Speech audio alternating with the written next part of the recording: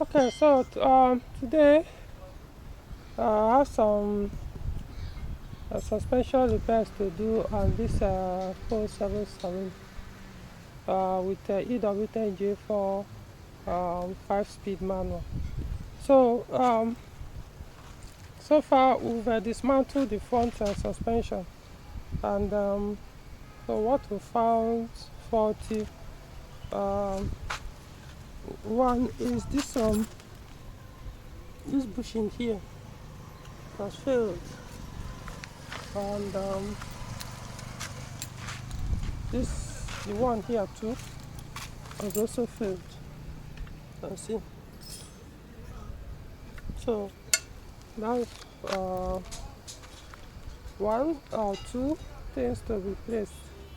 So what is going to happen is I'm going to send it to the market that they will remove this and put a new bushing. The hubs, the ball joints are okay. What else? Now the two shock absorbers, um, they have not leaked, but they're a little bit weak. So what I've done was to take them to somewhere so that they can add pressure to them, to mount them back. Then the stabilizer links have failed as well. Already weak. So likewise this one. So this one too is weak. Okay, so that is it for the front end. The clutch pressure plate is vibrating, which will require the clutch kit to be replaced. So, but I spoke with the owner, so he said I should leave it for now. So, so we are going to focus on the suspension today. Not necessarily I should leave it. I think I'm working with budget, based on what is available for the repair. So, which if I include the clutch, it won't be enough. So, it can be managed for a while. So I'll just deal with the suspension first. So I'll know that probably with the next major repair will be changing of the clutch kit. Knowing fully well that takes a lot of things to be out before you can access the clutch kit. Even the gearbox will have to come down most times. So it might not need to come down anyway. Now for the rear. So the rear shock absorbers are dead. Two of them. They are dead. They've leaked. Both have leaked. So we are changing them. Also changing the stabilizer. What will happen is you look at it. When we remove the tires, we look at the we remove the stabilizer links at the rear ones. Also check if they are not good enough, we replace them. So I've actually ordered for the stabilizer link. I've asked one of my contacts to bring the new ones, including the front ones. So we'll now check the rear ones. If they are not that good enough, we'll replace. So we've sent those shock absorbers to be added pressure, the front ones. The rear ones, unfortunately, they will have to go. The question now is, which should I go for? New one, used ones? I mean, so I don't know, kind of confused. Because in the past, I bought new one, some lasted, some didn't. Likewise, used ones, remember what happened to this one? Bought used ones, 2 days later, they all started leaking. So, the rear one, so that's, it's neither here or there. And both are almost the same price, so it can be very difficult to. Anyway, I've asked them to bring send used ones. Let me look at them first, so I'll decide. I might end up putting used one. Now the buffer have failed, so unfortunately they are not easily available. So I can't think of what to do now. because these ones they're hard to get here in Abuja unless you order for them from places like Lagos. Used anyway, private new ones. So we'll see what happens. But it could also be the reason why the shock absorber failed. So what I'll do is we'll see change the shock absorber. I'll tell the owner that will source for this buffer, so that as soon as we get it, we'll replace them. So what's the number? Let me see. This is the number. 96514946080.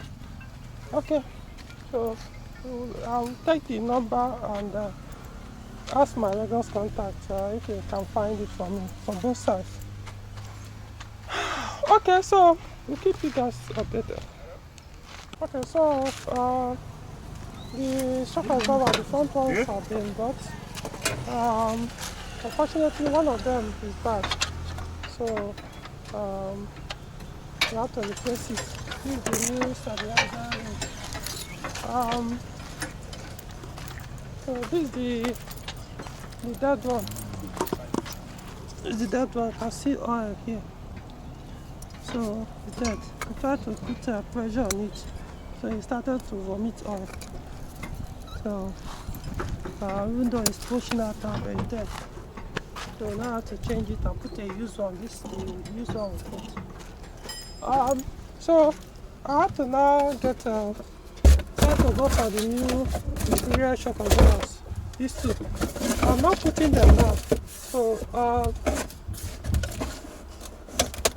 we'll see what happens. What I'll do is I put and then make arrangement to get this buffer, so that the shock absorber will last longer. So this is the rear shock absorber, no, the rear stabilizer lens. So that when we are done with the front, we go to the back. Okay, alright. So the cushion buffer on the left side is okay. This one is still full. So no need. In fact, even the other side, so it's not really, I don't really feel that much. So I don't think there's need to change it. The only thing, it has eaten up a little, but you still have something here. So I decided to mount the new shock absorbers. But the only thing we do is anytime we come across another, because one thing with this one, you can only buy it as a pair, the two. Because they don't sell only one here in Nigeria. Or my contacts, it sells the two. So whenever I see a spare one, the one that where I could get only one, then we could buy. But this one, I see some things left here, but not. That's eaten up a little bit from the other side. So anyway, they're changing the rear shock absorbers. So these are the two. And this one too. So once you remove, you go and put swap the spring on them. So I decided to go for the new one. Initially I wanted to get a used one, but I kind of changed my mind. Because the used one that was in front, this one, when we removed it, it looked dry enough. There was nothing wrong to show that anything was wrong with it. But not until you remove the spring and try to put that oil pressure through it, or is it oil or something, or air? What did I even put? Is it oil or air? Yeah. Air. Okay, as I tried to put to that air pressure, then it started to vomit oil from here. So an indication that it has actually leaked before. So because I leaked and dried up, now look as if it was still good. So I changed my mind from buying used one to try to buy new one. So So this is the bushings removed from the other front shock absorber, what we call hanger here, that lower one. So okay. So once you are done with the shock absorber replacement, the rear one, then the work is done. Alright. So the rear shocks have come out now. So you can see they've all leaked out. That's by this side.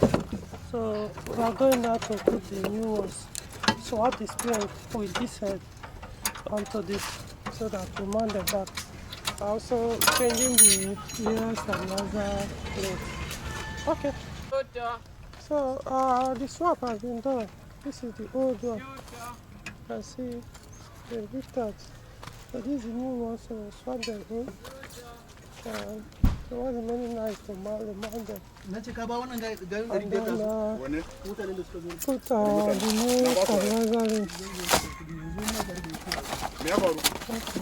this is the second one.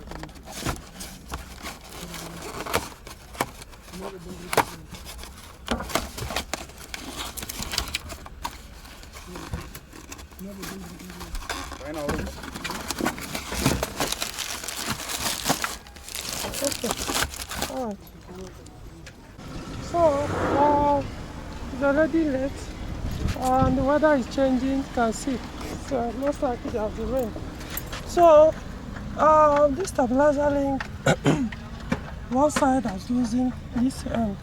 But this one has lost so badly that I can no longer come out. So we have to get a wire panel beater to use to cut it out. That's the only way it can come out. So but we mounted the shock absorbers. The rear ones, you can see the new one here. Both this side and the other end. So we'll keep the two stabilizer links here.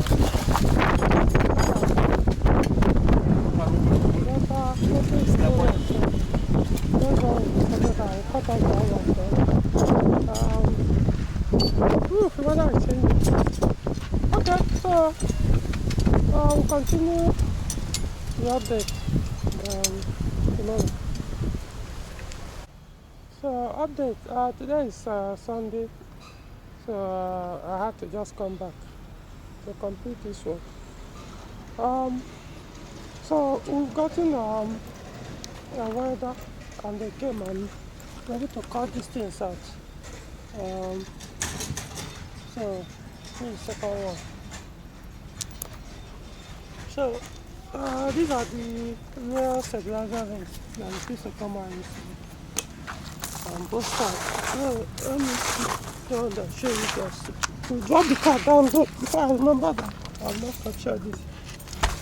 Okay, so this is the new shock absorber. That's the new stabilizer link on the rear right left. This is for the rear left.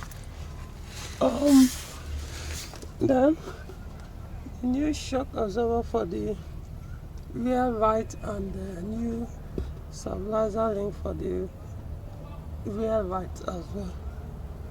So as it is now, everything is sorted.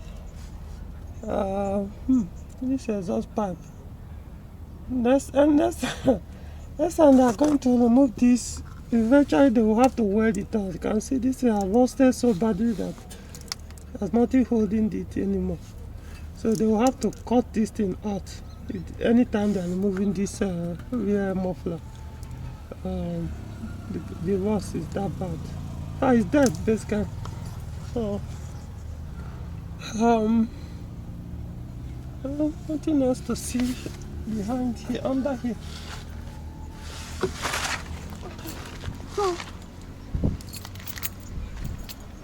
So what is very nice, so just take the car for a short drive, just to be sure there's no noise coming from the suspension, that everything is tight properly, and that's it. So I think this brings it to the end of this repair. The clutch, I think it vibrates. when you are moving from standstill or stationary. So it all depends on who drives the car. As in when you can move it, it won't make that vibration. The only thing is it means you have to accelerate the car a little bit more for that acceleration, for that vibration not to come up.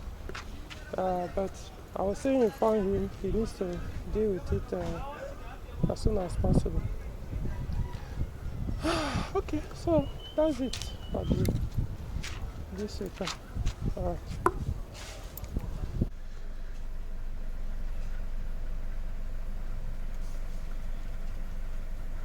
So I've done the test drive and everything was quiet.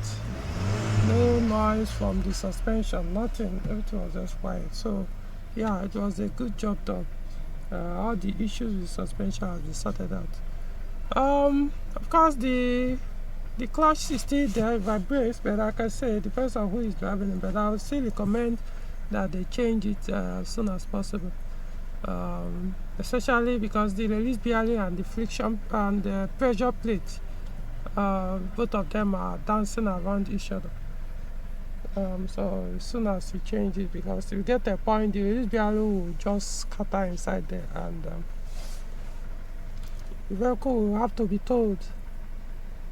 Or worst case, you now, because you won't be able to change the gears normally or use the brake pedal, the clutch pedal anymore. So you can only drive it on one gear, or it has to be towed. So it has to be dealt with. And also, all these things has to do with how you drive the car.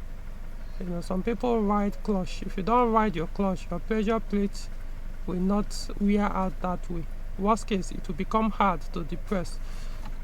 This one is not really that hard to depress, but a little bit, but not that hard. But then the main issue is the vibration.